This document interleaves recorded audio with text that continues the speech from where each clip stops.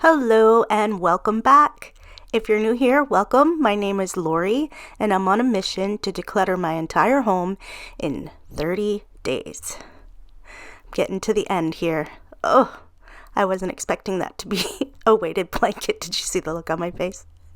Anyway, I'm down here in the basement again in this closet. This closet should be seasonal items, games, but you'll see there's a whole bunch of stuff that doesn't belong in here. So let's get to taking everything out. I'm actually going to take all of the clothing off the hangers because the heavy stuff's on light hangers and they're bending and breaking. And so I'm just going to take everything off the hangers, decide what I'm going to keep and put back, and put them on appropriate hangers when I put them back into the closet.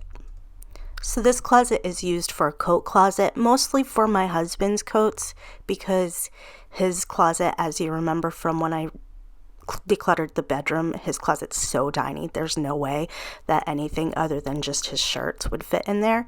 So you'll see that he has a lot of coats, which he needs because a lot of his work he does outside, and in the winter when it's wet and cold, he needs something to be able to change into, or the next day if his coats aren't dry, then he needs to be able to wear something that is dry.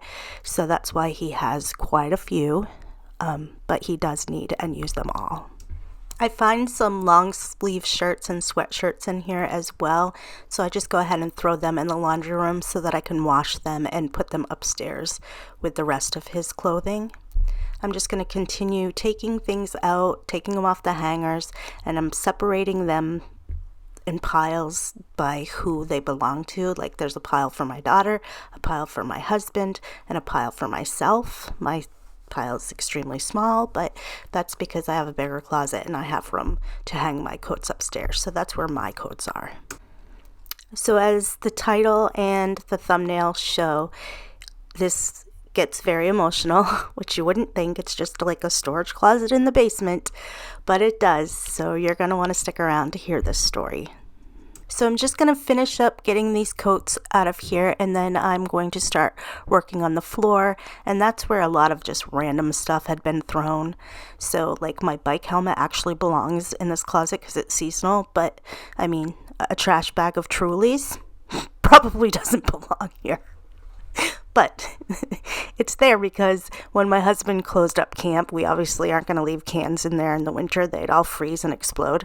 So like those 2 wine bottles and the bag of Trulies and water bottles, and then this bag that I'm just lugging out right now is cleaning supplies.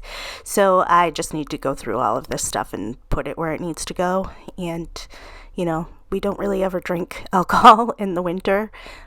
It's more of a social summertime cold beverage type thing for us. So anyway, I'm just going to get rid of all this random stuff, and then you'll see that nasty stuck on stuff that I have at the bottom there. So even though I haven't been cleaning all along with this declutter, I am going to go ahead and spray some cleaner down on the floor there so that I can let that sit and mop it up, because this room and this closet, deep clean and organized, really isn't going to take place for a while. It's like at the bottom of my list, so I just wanted to get rid of that nasty stuff before moving on to something else. So I'm going to go ahead and start taking all of the things out of this closet. I'm just doing it this way because you really don't need to watch me take everything out. So finally, after using a broom, I get everything out of the closet, and then I can start putting back just the things that we want to keep. Yes, I am struggling with this. I did it to the left and realized it was a big space and it was just going to fall and probably go everywhere. So then I pushed it to the right because it's closer to the wall, and the wall stopped it. So finally got it out. But anyway, here is the empty closet. I'm just going to go ahead and mop up this mess real quick so that we can move on to getting things that we're going to keep back into the closet. So here's an overview. That's trash, tools, reusable bags, of course, because it's me, my daughter's coats, my husband's coats, my 2 jackets and boots, some bags, that little pile with the purse and hat and stuff is for Goodwill. Hangers, lots of hangers, boots, games. And then that pile right there, this is where it gets emotional. So I was going through that pile of stuff that was my youngest daughter's, and I came across a couple of books that she published in 2nd grade, and they were adorable, and that was emotional. But then I came to the journal, the journal that she used to process her feelings when my grandmother passed away. So my grandmother passed away when she was in middle school, and she had never lost anyone before, so she had never known the feeling of grief of losing a loved one, and she was really struggling. So I suggested that she write to process her feelings, and so she did. And there's 4 entries in this journal, and it's like a Dear Diary type thing, except it's a deargram. And so from the day that she passed until the day that her funeral was, she wrote in this journal every day.